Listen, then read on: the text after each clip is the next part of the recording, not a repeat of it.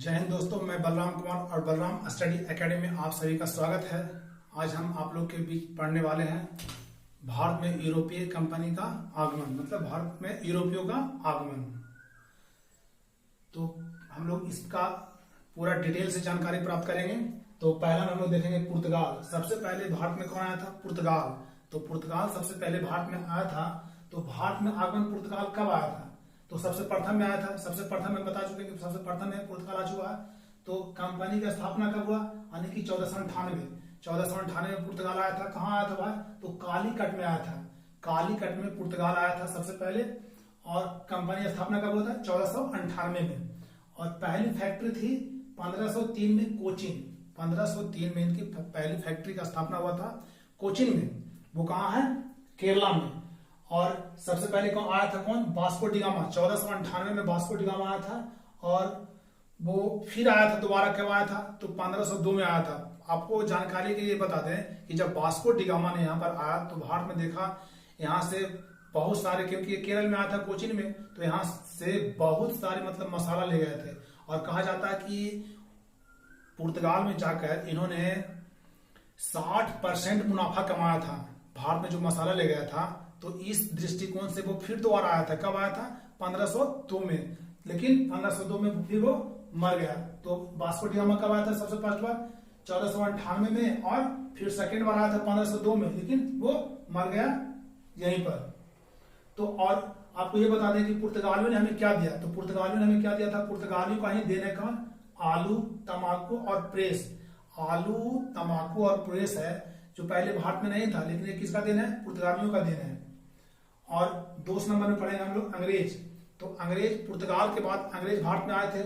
तो भारत में आगमन, इसका आगमन क्या भारत में? तो दूसरा है। पहला पुर्तगाल था और दूसरा कौन है? अंग्रेज।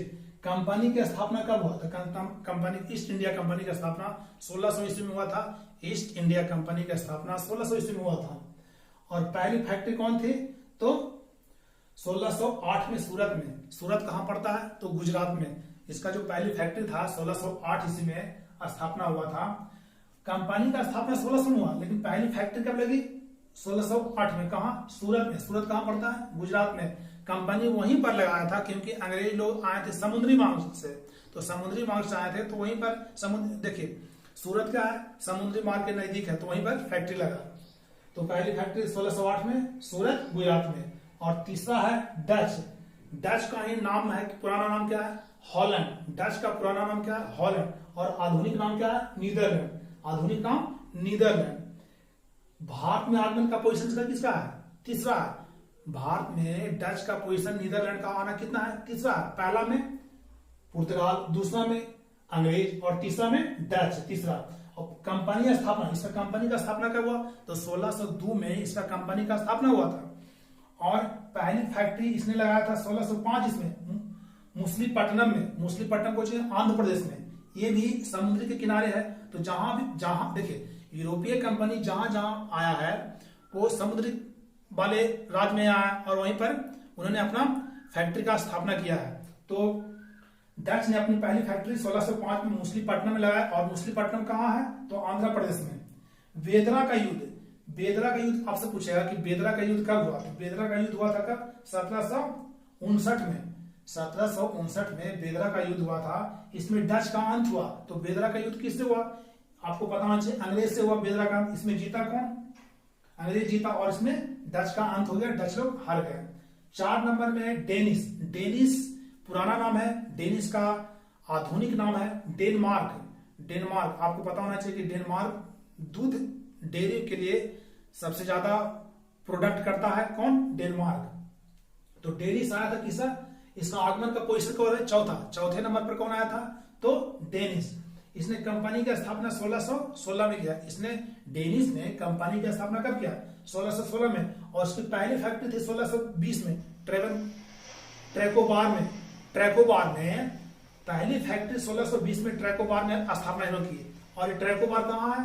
तमिलनाडु में। आपसे क्वेश्चन पूछेगा कि ट्रैकोबार कहाँ है? तो ट्रैकोबार कहाँ है? तमिलनाडु में। और 5 नंबर में है फ्रांसीसी। 5वां नंबर फ्रांसीसी का आता है। तो भारत में आगमन किसका है? भारत में आगमन का पोजीशन क्या है? 5वां है।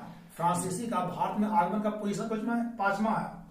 और कंपनी का स्थापना कब इसका हुआ? तो 1664 में कंपनी का स्थापना हुआ था। किसका? फ्रांसीसी का। पहली फैक्ट्री 1668 में स्थापना किया था।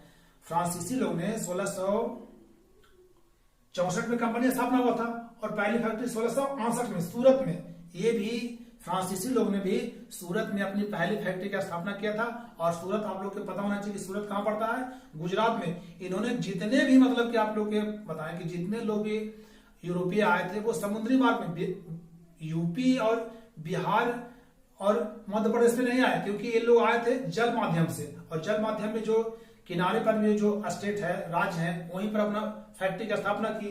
तो फ्रांसीसी ने पहली फैक्ट्री 1668 में सूरत में स्थापना किया। सूरत पड़ता है गुजरात में। और आपको बता दें कि फ्रांसीसी मार्टिन ने स्थापना किया था पांडिचेरी का। फ्रांसीसी मार्टिन नाम के फ्रांसीसी थे, उन्होंने पांडिचेरी की स्थापना की थी। और डुप्ले था जो इनका प्रमुख या प्रसिद्ध गवर्नर का नाम था डुप्ले। ये अंग्रेजों से हार गए थे।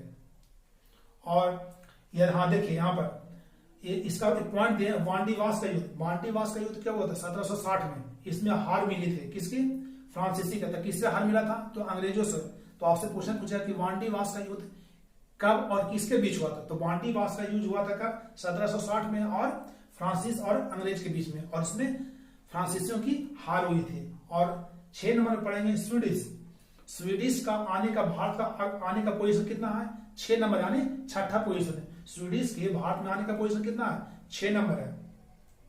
कंपनी की स्थापना 1731 में। कंपनी की स्थापना कब हुआ? 1731 में। लेकिन इसकी पहली फैक्ट्री कब स्थापना किया ये तो पता नहीं है। आप लोग सर्च करिए, ये आपके लिए चैलेंज है। आप लोग बताइए कमेंट करके कि स्वीडिश ने पहली फैक्ट्री की स्थापना कब की। देखते हैं आपका कितने लोगों का कमेंट आता है।